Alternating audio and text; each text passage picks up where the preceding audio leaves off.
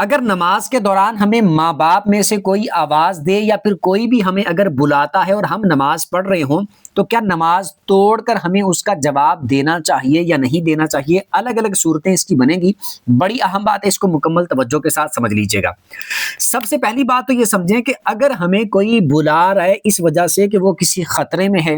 کسی نقصان میں ہے، مدد کے لیے ہمیں بلاتا ہے اور ہم نماز پڑھ رہے ہیں، چاہے کوئی بھی نماز پڑھ رہے ہوں، اور واقعی آپ نماز توڑ کے اس کی جان بچا سکتے ہوں، اس نقصان سے اس کو بچا سکتے ہوں، اس خطرے سے اس کو بچا سکتے ہوں، وہ مدد کے لیے آپ کو پکار رہا ہے، تو چاہے آپ فرض نماز پڑھ رہے ہیں، سنت نماز پڑھ رہے ہیں، نفل نماز پڑھ رہے ہیں، ماں آپ کو بلا رہی ہے، باپ بلا رہا ہے، کوئی غیر بندہ بلا رہا ہے، کوئی بھی آپ کو بلا رہا ہے، اس صورت میں آپ نماز توڑ کے اس کی مدد کریں گے، چاہے کوئی بھی آپ نماز پڑھ رہے ہیں۔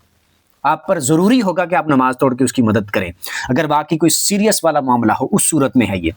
دوسری بات یہ ہے کہ اگر ہمیں کوئی بلاتا ہے، جیسے ماں بلائے یا باپ بلائے یا کوئی بھی بندہ بلائے اور ہم فرض نماز پڑھ رہے ہوں، تو اس صورت میں ہمیں نماز توڑنے کی اجازت نہیں ہوگی۔ یعنی پہلی صورت تو میں نے بتا دی، کوئی شدید خطرے والا معاملہ ہو تب تو توڑیں گے چاہے کوئی بھی نماز ہو۔ دوسری بات ہے کہ نارمل کنڈیشن میں ویسے ہی آواز دے رہے ہیں اور نماز مکمل کرنے کے بعد بھی ان کو جواب دیا جا سکتا ہے،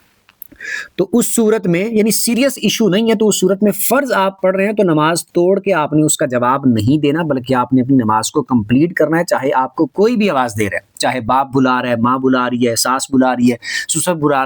رہا ہے، کوئی بھی بلا رہا ہے، فرض نماز آپ نے نہیں توڑنی، وہ آپ نے اپنی کمپلیٹ کرنی ہے، اس کے بعد آپ نے ان کی بات سننی ہے۔